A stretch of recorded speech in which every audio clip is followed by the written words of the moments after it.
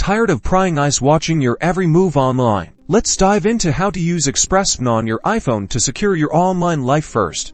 Grab your iPhone and tap the App Store icon. It's the blue icon with the stylized app. Inside the App Store, look for the search bar. Usually at the bottom of the screen, tap on it and type Expressvpn. It's all one word, then hit search on your keyboard. Find the Expressvpn app.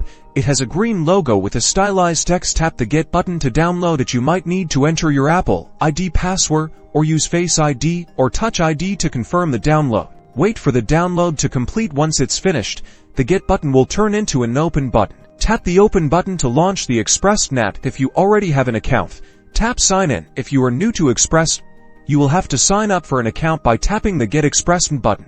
You should see a large power button in the middle of the screen. This is the Connect button below. That is a list of locations you can connect to.